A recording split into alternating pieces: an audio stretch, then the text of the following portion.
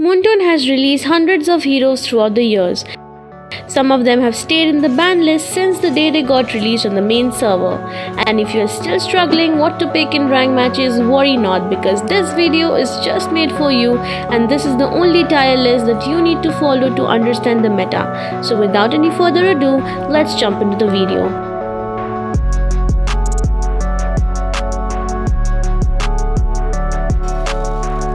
Note: there are diamond redeem codes in this video, so keep your eyes open to grab them. How to redeem? Just go to the Google Play Store and tap on Profile, tap on Payment and Subscription, tap on Redeem Code, enter your code, and then simply tap on Redeem. The first step is done. Now open the game and just tap on Diamond Pack and you're done.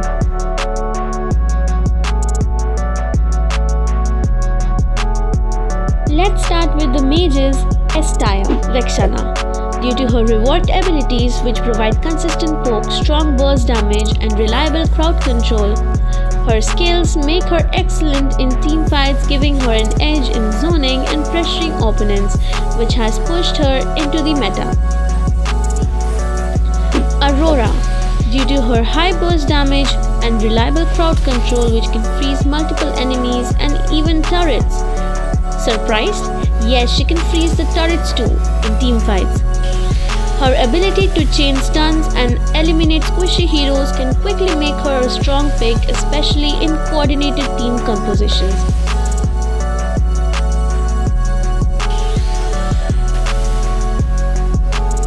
Sicilian. There is no doubt why Sicilian is in S due to his massive late game scaling and sustained damage output. His range and mana-based skill spam allow him to poke safely from afar while stacking up damage, making him a dominant force in prolonged fights and an excellent choice for high burst and utility. Jujin. The nightmare of Season 33 Jujin is also in this list thanks to the recent nerfs due to her versatile skill set offering both high mobility and strong crowd control. Her abilities allow her to engage quickly, sustain herself in fights, and adapt to various situations, making her a reliable choice in team compositions.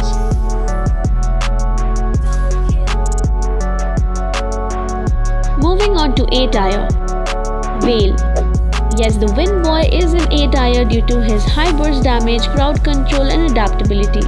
With the recent skill adjustments, he can now focus on strong area control and single target burst together, making him a deadly opponent in team fights and an excellent counter to squishy heroes. Lunox. The balance maker Lunox has worked hard and reached A rank due to her dual damage abilities and high sustain in fights. With light and dark form, she can rapidly switch between burst damage and durability, making her a strong pick for both single target eliminations and prolonged team fights. Zazk. Zazk is meta and overpowered this season due to his strong lane presence and high burst damage with his ultimate. His ability to control zones with his spawn and execute enemies from a distance makes him a formidable choice in team fights, providing excellent utility and damage output. Nana. The owner of Molina, Little Nana with big damage, is surprisingly in the A-Tier due to her versatile crowd control and poke potential. Her second skill, Molina Smooch, disrupts enemies by transforming them, while her ultimate provides strong area damage and stuns. This makes her effective in both zoning and countering aggressive opponents. Alright, on to the B-Tier. Mommy Valentina is also in the list because she's me or I'm her. Who are you? You. No, not me, you. Yes, I am you. She's in the list because of her unique ultimate, which lets her copy enemies' ultimate, giving her unmatched versatility. Her burst damage, lifesteal, and mobility makes her highly effective in fights, allowing her to adapt to different heroes and excel in both single target and team scenarios. Kagura. Kagura's umbrella mechanics provide excellent crowd control and zoning capabilities, allowing her to outmaneuver opponents. With strong wave clear and teamfight potential, she remains a dominant pick in various team compositions. The Satragojo of MLBB is unfortunately in B tier. I don't know why. Due to his exceptional range and burst damage, his abilities allow him to poke enemies from afar and deal significant area damage, making him a strong team fighter. Additionally, his mobility and crowd control enhances effectiveness in skirmishes and team compositions.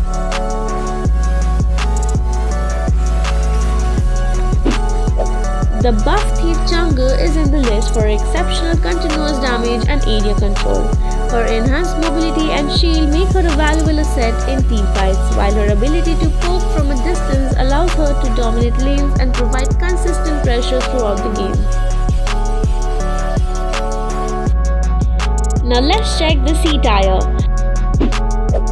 Now don't report me because Louis is in C rank. Just to be clear, I was not the one who made the list. I took the heroes from hero list provided by Moonton itself. Louis is a good mage pick due to her burst damage from the combination of her first and second skill. But I think that it is the main reason why she is not a hot pick in this season, because I've seen people using yin yin and yang yang combo due to her strong crowd control and versatile playstyle. Her ability to reposition allies and control team fights with her ultimate enhances her team's effectiveness. Additionally, her high damage output and zoning capabilities making her a formidable presence in a match. Lelia is a good pick for her burst damage and mobility, enabling her to excel in skirmishes. However, her squishiness makes her vulnerable to crowd control and assassins, limiting her effectiveness in prolonged fights and requiring careful positioning to maximize her potential. God is a solid pick for his strong burst damage and range, making him effective in poking and zoning. However, his lack of mobility and susceptibility to crowd control make him an easy target for agile heroes, limiting his effectiveness in high mobility matchups. The Catboy is a good pick due to his mobility, shield generation and burst damage, making him strong in close range skirmishes. However, he is vulnerable to crowd control and struggles against heroes with long range damage, which limits his impact in some matchups and require careful positioning to thrive. And finally, the D rank. Man, it's been so long since I encountered a new user. Who's even playing her these days? Eve is a good pick for her area control and burst damage, which can turn team fights in her favor. However, her reliance on positioning and vulnerability to dive heroes make her less effective against aggressive opponents, requiring precise timing to avoid being targeted. Eudora is a good pick for her high burst damage and reliable stun, allowing her to delete squishy targets quickly. However, her lack of mobility and reliance on combo timings make her vulnerable to counterattacks, limiting her effectiveness in prolonged team fights or against durable opponents. The Blind Bird is sadly in D tier, man. Why you guys don't pick her? Anyway, due to her long range, burst and mobility allows her to deal massive damage safely from afar. However, her reliance on positioning and cooldown, along with vulnerability during ultimate, makes her susceptible to dive heroes and limits her impact if pressured. At last, Lancelot's boyfriend Odette. Man, this is not fair. Why she's the last? Her combo with Johnson is really OP. Odette is a good pick for her powerful area of effect ultimate, which can devastate grouped enemies. However, her ultimate roots her in place, making her an easy target for crowd control or burst damage, and her limited mobility requires careful positioning to avoid being quickly countered. That was it for today. Comment down if your hero was in this list. Thank you for watching.